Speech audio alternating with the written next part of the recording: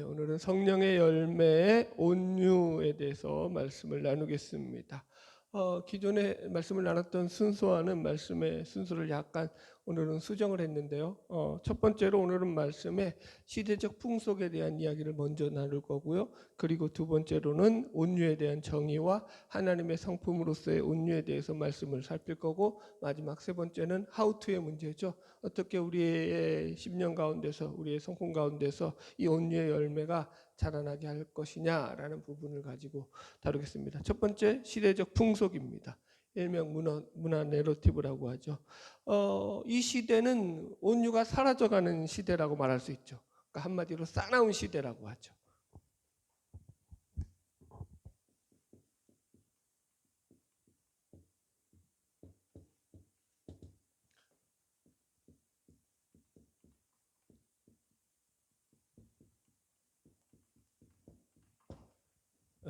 그죠? 온유가 이제 사라져갔다고 볼 수도 있죠.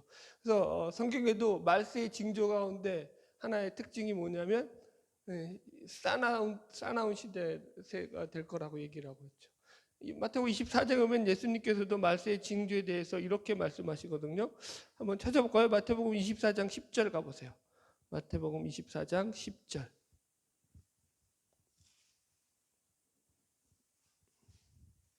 말세에 나타나는 이제 이 증상으로 이렇게 얘기해요.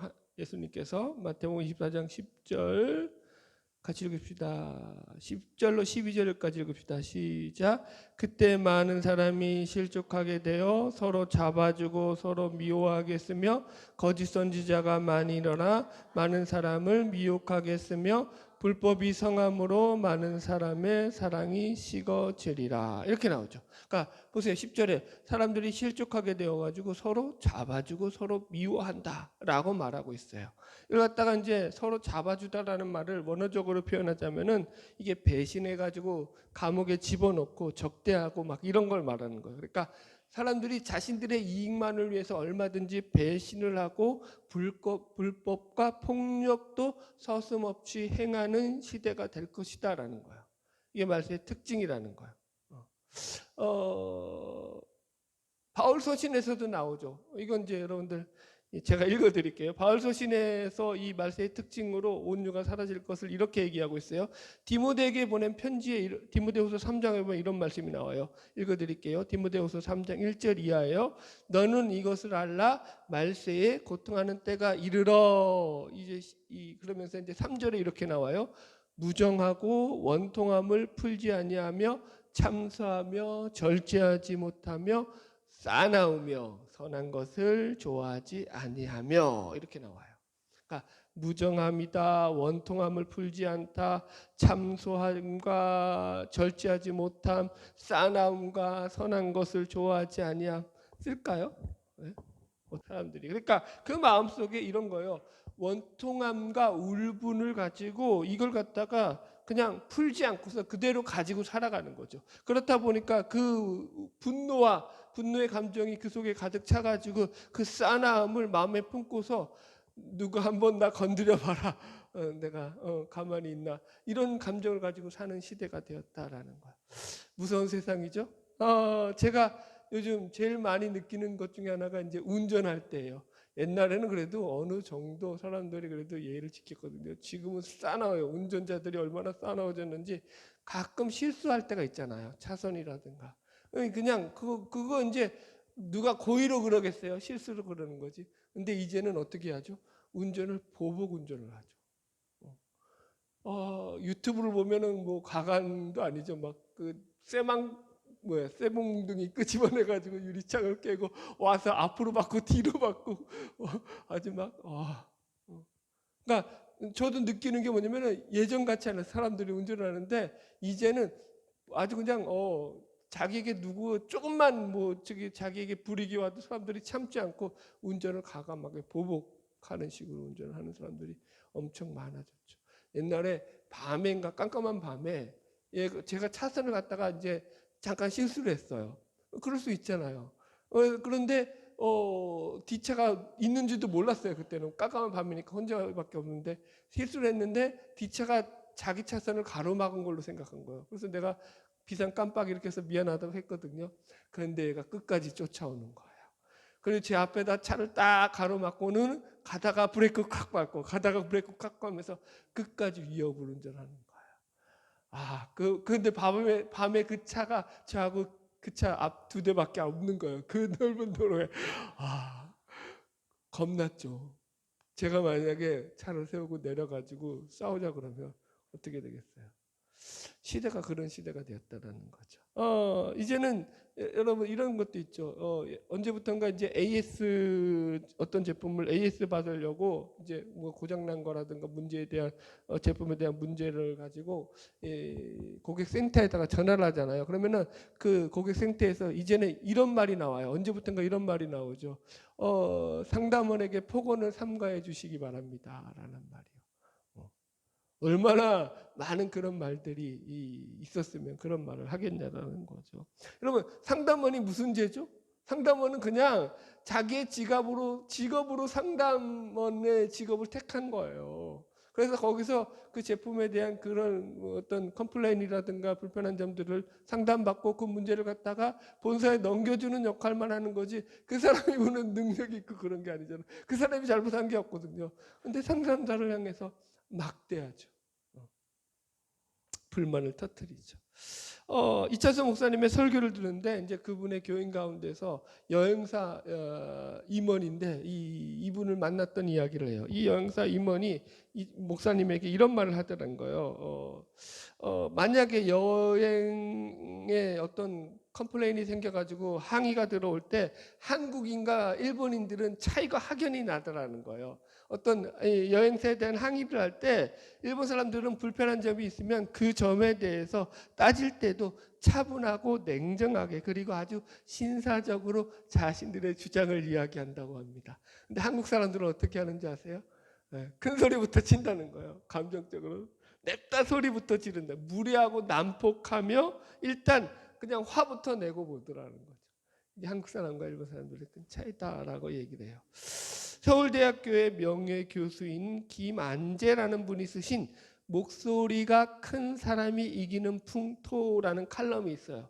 이게 재밌어가지고 읽어봤거든요. 이분의 말에 의하면 우리나라는 언제부턴가 이제 목소리가 큰 사람이 이긴다라는 것이 통용되는 시대가 되었다라는 거예요. 많은 경우에서 소리를 높였을 때 고함을 지르면서 공격하는 사람의 의견이 의외로 쉽게 수용되어지더라는 거죠.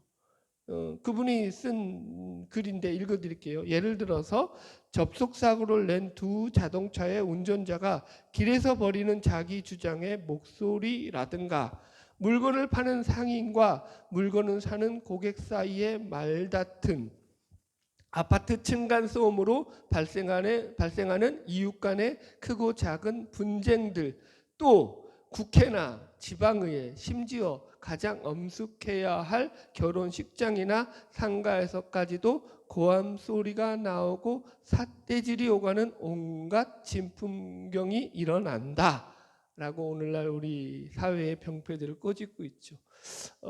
저도 여러분들 상가에서 싸우는 걸 봤던 그런 경험이 있어요. 참 그렇죠. 여러분, 그래서 이분이 문제의 핵심을 사람들이 자기의 주장을 큰 소리로 외쳐야지 유리하다고 생각하는 그런 사회적인 풍토가 조성되었기 때문이다라고 말하는 거죠. 이게 시대적 유감이라는 거죠. 저도 무척 공감을 합니다. 어느 시대 언제부턴가 이제는 목소리가 큰 사람이 이기는 사회가 되어버린 것 같아서 마음이 참 아파요. 근데 이런 사회적 풍토도 마음이 아픈데 더 마음이 아픈 것은 이런 영향이 우리 어린 아이들에게까지 그대로 이어지더라는 거죠. 학교 폭력에 대한 이야기를 잠깐 드릴게요. 이제 코로나가 끝나고 나서 교육청에서 이제 이 학교 폭력에 대해서 다시 이제 조사를 했는데 3.8% 라는 통계가 나왔어요. 학교 폭력으로 인해서 그 피해를 받은 그 프로테이지. 그러니까 약 4%에 이른다라는 거예요. 4%가 얼마 아닌 것 같죠, 여러분들. 이걸 갖다 여러분들 수치로 이게 변환하자면은 만약에 한 학급의 반이 25명이 모여 있다고 칩시다. 한 학급의 아이들이 25명이 모여 있는 학급에서 이 초등학교에 한 학급당 한 명은 반드시 뭐예요? 학교 폭력을 당했다라는 얘기가 되는 거예요. 초등학생들 얘기. 초등학생들 얘기. 기가 막히죠. 저는 아들들만 키웠죠. 이 문제를 누구보다 더 잘 알고 있죠.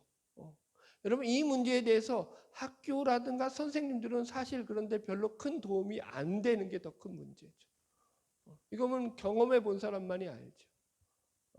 이게 여러분 오늘날 충격적인 게 여러분 한 학년도 아니고 한 학교에 한두 명도 아니라고요. 매 학급마다 매 반마다 이런 애들이 한 명씩은 있다라는 거예요. 이게 오늘날 어린아이들의 현실이죠. 참 슬픈 현실이죠. 이렇게 악하고 패역한 세대 가운데 우리가 살아가면서 하나님의 백성된 우리가 과연 어떻게 이 온유라는 성령의 열매를 우리 삶 가운데서 맺고 살아갈 것인가를 우리가 깊이 고민하면서 생각해 보아야 할 것입니다. 자, 두 번째로 넘어가겠습니다. 그럼 두 번째, 온유의 정의입니다. 먼저 국어사전의 온유를 보면은요, 성격이나 태도 따위가 온화하고 부드러운 것이다라고 정의하고 있습니다. 우리가 이제껏 성령의 열매에 대해서 쭉 나눴지만 그렇다고 이게 아예 이런 온유라는 뜻이 뭐 없는 건 아니지만 성경에서 말하는 온유는 기본적으로 세상에서 말하는 그런 가치적인 이야기와 조금 다르다라고 여러 번 설명을 드렸습니다. 여러분, 성령의 열매에서는요 반드시 이 예수 그리스도를 믿음으로 말미암아 나타나는 신자들이 가진 어떤 신자된 특징으로서의 열매라는 걸 우리가 잊지 말아야 돼요. 그죠? 그러니까 이게 생리적으로 우리에게 나타나는 성품이 아니라고 했죠. 이 온유라는 것은 생리적인 게 아니에요.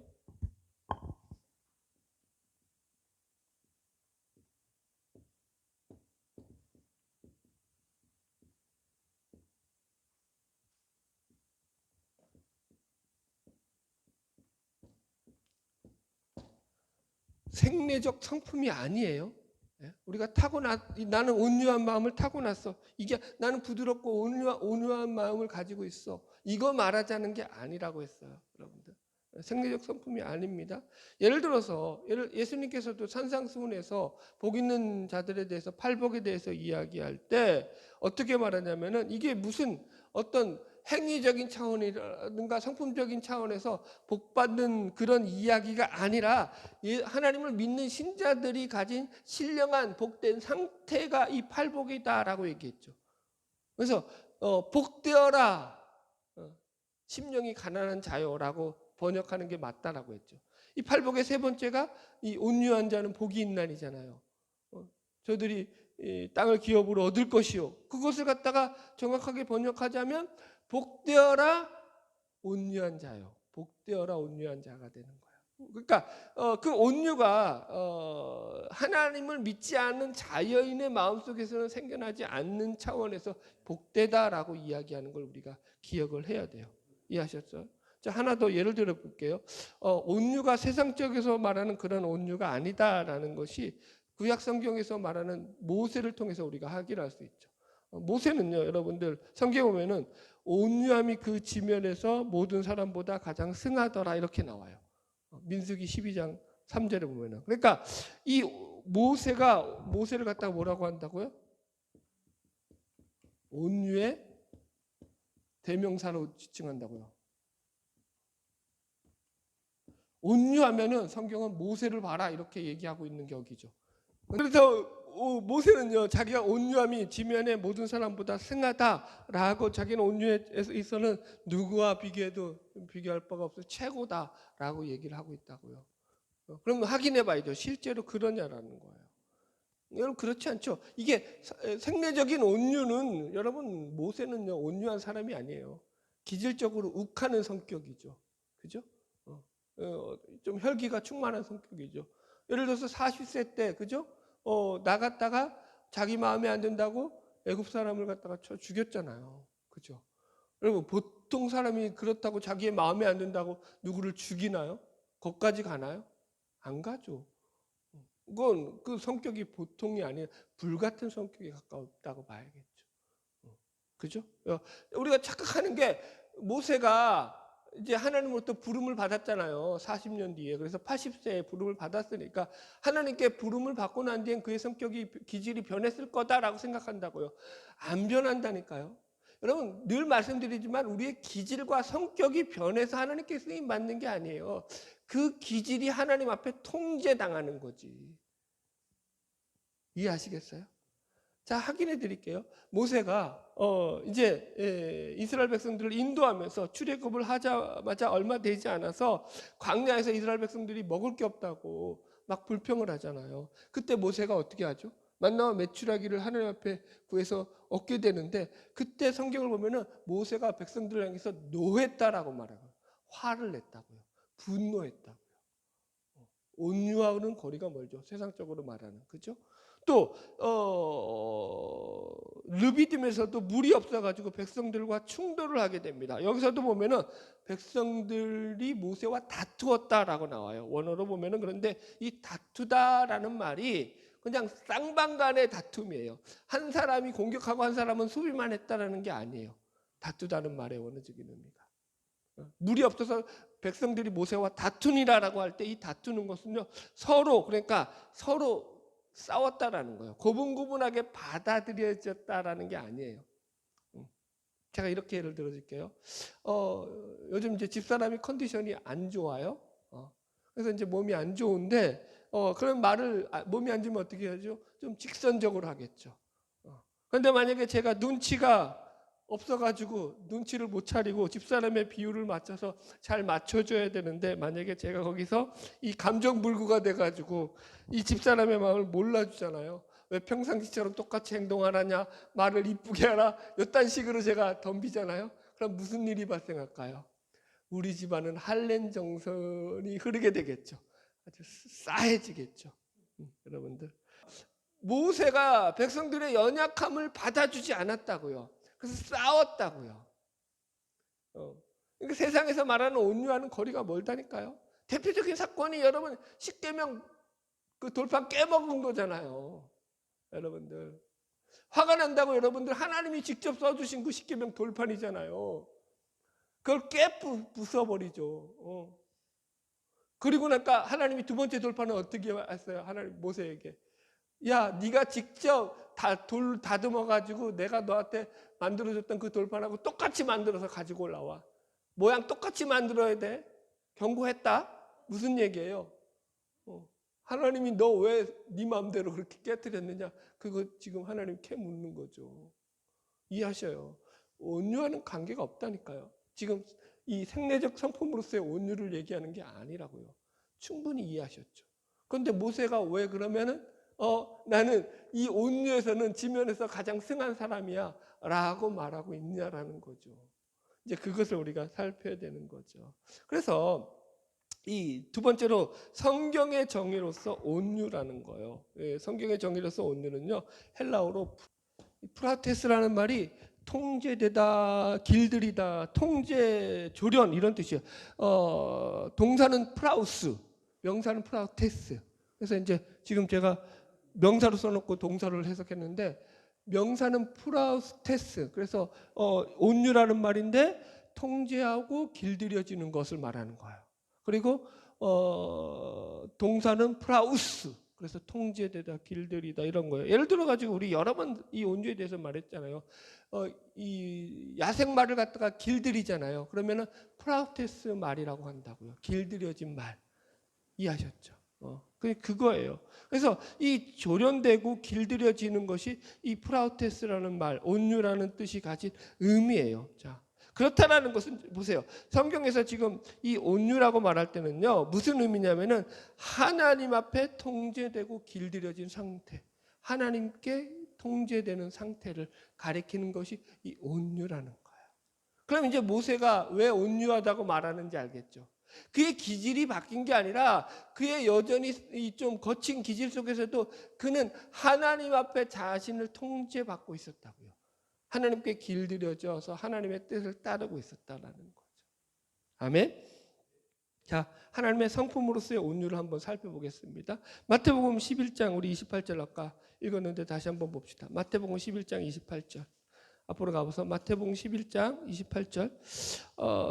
성경에서는 예수님께서 직접 예수님의 성품을 이야기하신 구절이 이것밖에 없죠. 예수님이 직접 내 성품은 이렇다라고 말한 게 이것밖에 없어요. 그죠? 네.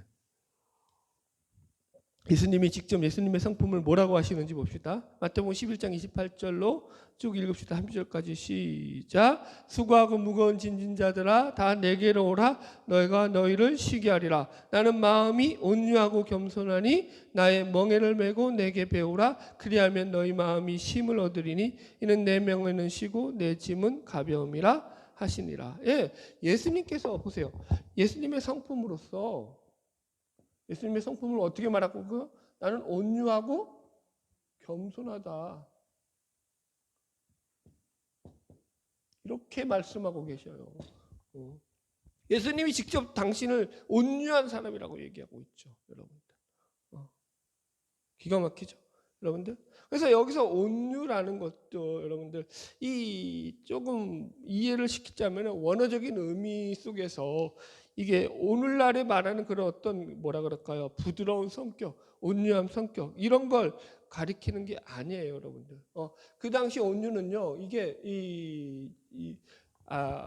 미덕이 못 되는 가치예요. 그러니까 사람들에게서 온유라고 해서 이프라테스라는 말을 쓰면은요, 이건 아주 뭐라 그럴까요? 저급스러운 가치가 없는 그런 좀 그런 것에 해당하는 그런 가치 중에 하나였어요. 이 온유라는 것은요. 그래서 이 겸손이라는 말하고 함께 쓰이잖아요. 왜 이 말을 함께 쓰시냐면요. 겸손이라는 말의 뜻에 어떤 의미가 있냐면은 억압당하고 짓눌리고 굴욕감을 당하고 천대받고 애통하는 그런 의미가 이 겸손이라는 말 속에 들어가 있어요. 이해하셨어요? 무슨 말인지 이해하셨죠? 그러니까 억압당하는 거예요.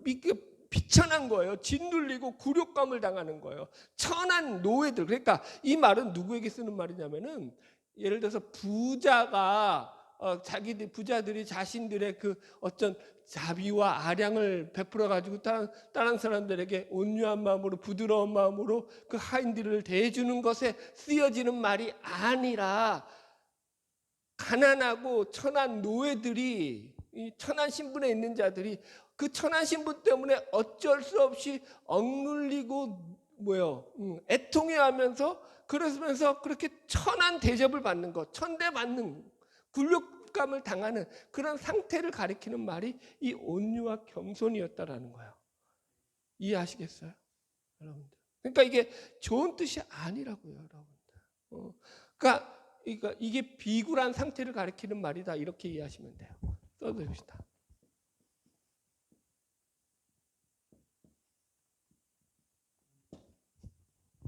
자 보세요.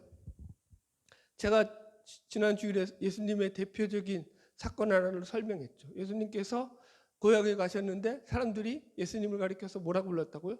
저 마리아의 아들 목수가 아니냐라고 했다고요. 그게 무슨 뜻이라고 했어요? 사생자가 아니냐. 예수님을 사생자라고 불렀다고요. 평생을 예수님에 따라 목수라는 뜻도 무슨 뜻이냐면은 오늘날과 같은 무슨 인테리어업자, 건축업자 이런 뜻이 아니에요. 원어적으로 보면은 노가다, 하루 일해서 먹고 사는 노가다, 가장 밑바닥에 있는 그런 의미예요, 여러분들. 좋은 의미가 아니죠, 여러분들. 그러니까 예수님은요 고향 사람들로부터 이런 소리를 듣고 자랐다고요. 평생을. 제가 여러분 고향에 갔는데 만약에 이제 그렇게 말하잖아요. 그럼 제가 어떻게 했을까요? 벌써 그 고향 땅은 초토화가 됐겠죠. 저것들 내가 한 방에 쓸어버리죠. 예수님이 그렇게 안 하시죠. 그냥 조용히 머물다가 조용히 나오시죠. 여러분 하나님이신 분이 이 땅 가운데 오셔서 사람들로부터 이렇게 무시와 조롱을 받고 자라나셨다라는 걸 우리가 상상을 해봐야 되는 거죠. 이게 쉬운 일이 아니죠.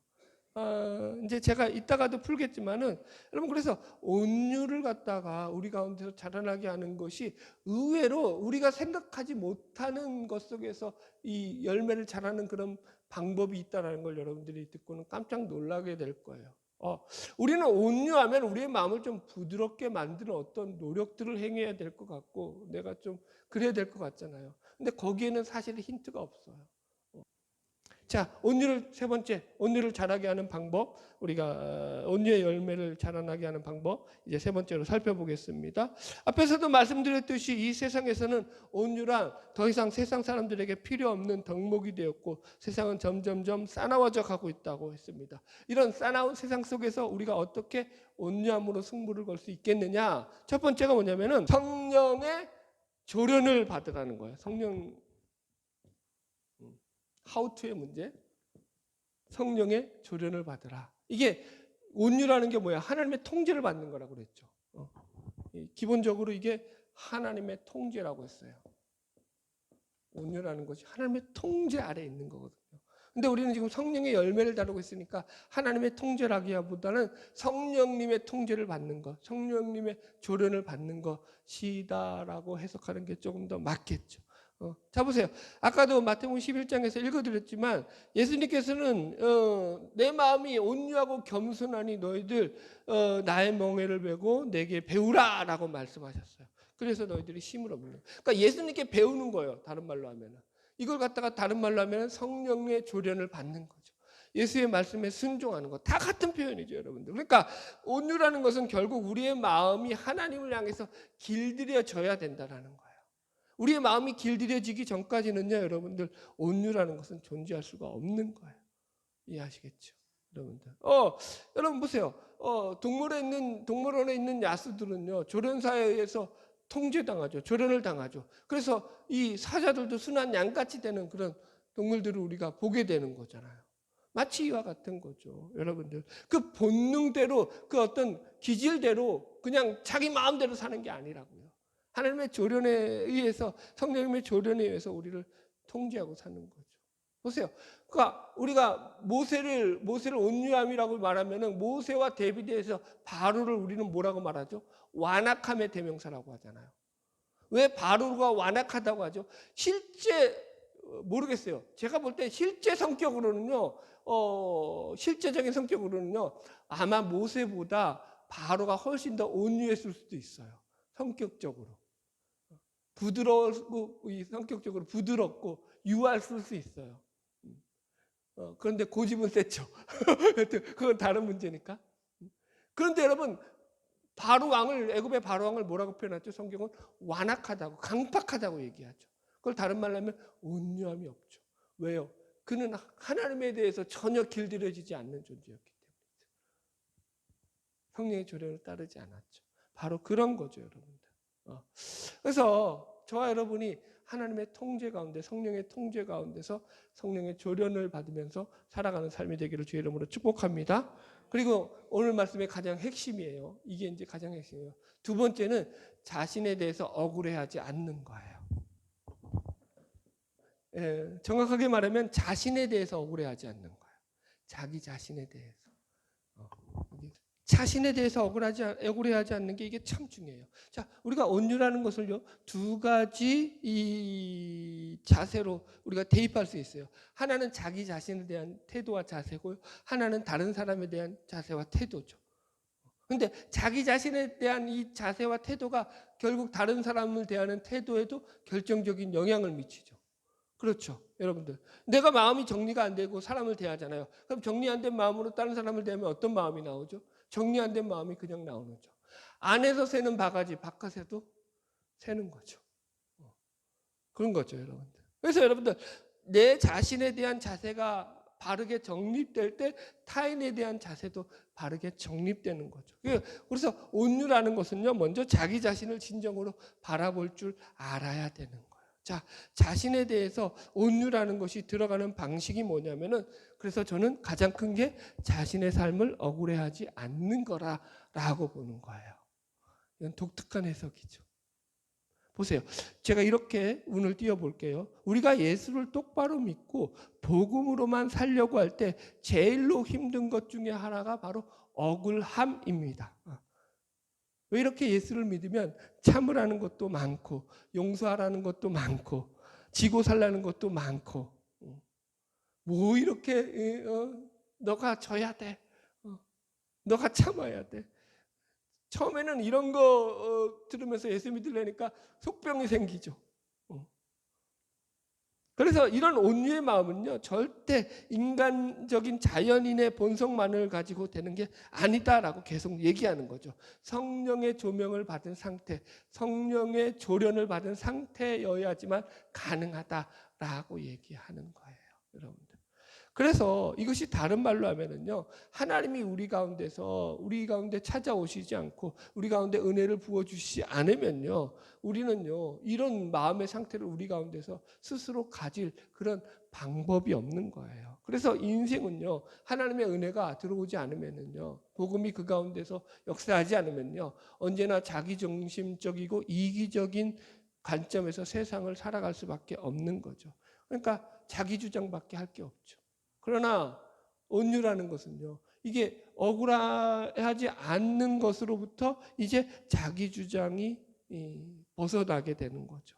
온유의 가장 큰 특징이 뭐냐면은 자기 자신에 대해서 그렇게 민감하게 반응하지 않는 거예요. 누가 자기를 공격한다고 했을 때, 꼭 누가 자기에 대해서 험담을 한다고 했을 때 그걸 담담하게 받아들일 만큼 자신에 대해서 자라나 있는 거예요. 사람이 진정으로 자기를 보게 되면은요, 다른 사람이 그를 아무리 나쁘게 말해도 그것에 갇혀서 나는 상처받았어, 누가 나에게 내 등에 칼을 꽂았어 이러면서 거기에 매몰돼 가지고 살아가지 않아요, 여러분들. 왜냐하면은 자기 자신의 본질이 사람들의 말로 평가되는 것이 아니라 자신의 본질을 하나님과의 관계로부터 평가된다고 그를 확신하고 있기 때문인 거죠. 그렇다고 해서 여러분 이게 아나무인이 되라는 것은 아니에요. 말을 잘 이해하셔야 돼요. 철로 역정을 쓴 존 버녀는 이런 말을 했어요. 이미 넘어져 있는 사람은 넘어질까 두려워할 필요가 없다. 우리가 여러분 예수를 믿으면 우리에게 반드시 요구되는 게 뭐죠? 예수와 함께 죽고 예수와 함께 살으라는 거예요. 예수와의 연합이죠. 예수와 함께 죽으라는 게 먼저죠. 자기 자신에 대해서 죽으라는 거죠. 자기 의에 대해서, 자아에 대해서 죽으라는 거예요. 우리는 보통 그렇게 행동합니다. 스스로는 나는 죄인입니다 라고 말하고 고백하면서도 그 속에서 내면을 보면은 그 안에 연약함과 죄가 사람들에게 드러나는 것을 두려워하죠. 그리고는 자기를 꽁꽁 감추고 있죠. 그러면서 여러분들 자기 안에 숨은 죄를 숨겨놓고는 자기는 아닌 척하고 살아가죠. 아닌 것 같으면서도 실제로는 사람들이 나를 어떻게 보는가에 너무나 많은 시선을 뺏기고 거기에 신경을 쓰면서 살아가죠. 여러분 저도 목사잖아요. 그런데도 저도 마찬가지라니까. 제가 여러분들 거기에 영향을 안 받아야 되는데 저는 기질상 남들이 나에게 뭐라고 말하는 거에 대해서 아주 영향을 많이 받아요. 완전히 그냥 천국 갔다가 지옥 갔다가 몇 번을 해요. 혼자서도. 누가 나한테 좋은 소리 하잖아요. 그게 그냥 입 바른 소리를 할 때도 천국에 가요, 그날은. 그러다가 누가 나한테 싫은 소리 하잖아요. 그거 당연히 그냥 입 바른 소리와 별로 그냥 무시하면 돼라고 생각하면서도 어느 순간은 지옥에 가 있어요. 그것 때문에 우울해가지고 내가 살아서 뭐하나, 내가 목사를 해서 뭐하나 이러면서.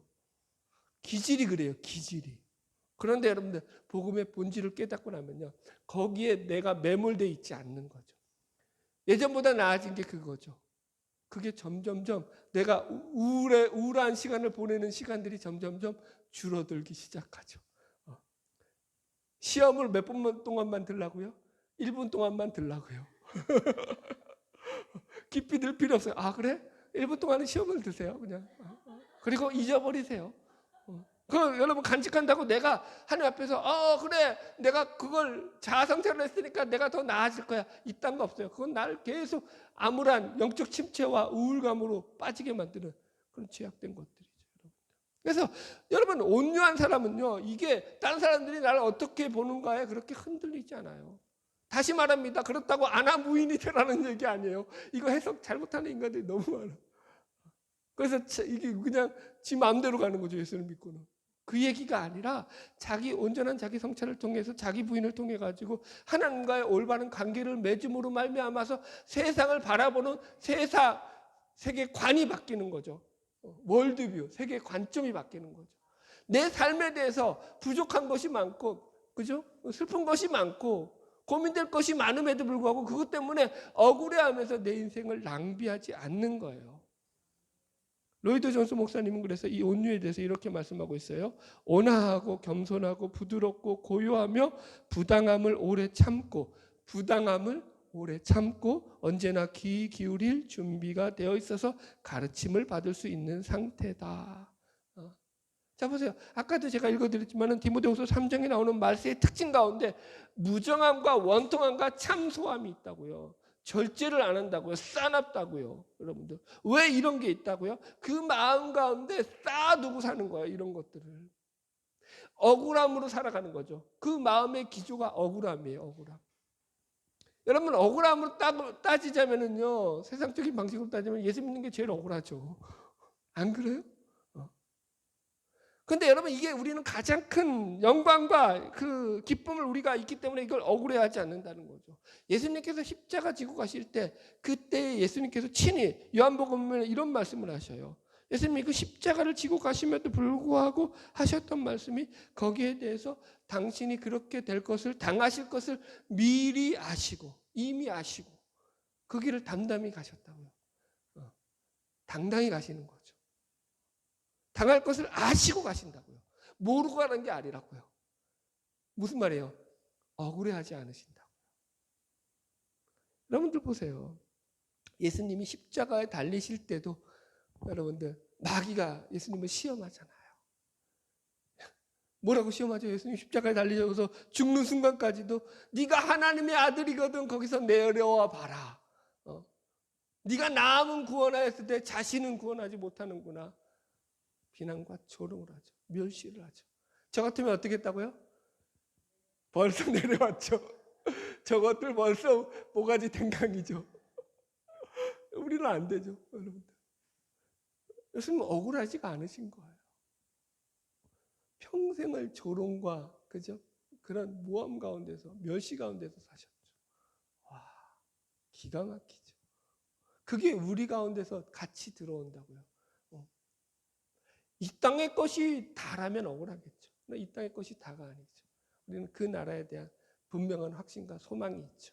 그래서 여러분 우리가 살아갈 수 있는 거죠. 자, 억울해하지 않는 거예요. 성령의 조명을 받으면서 사는 거예요. 내 삶이 하나님 안에서 충분히 누리고 살고 있음을 여러분들 믿음으로 확인하시고 또 오늘 말씀을 통해서 다시 확인하시고 바르게는 주 안에서 승리하는 저와 여러분 되기를 주의 이름으로 축복합니다. 기도하겠습니다.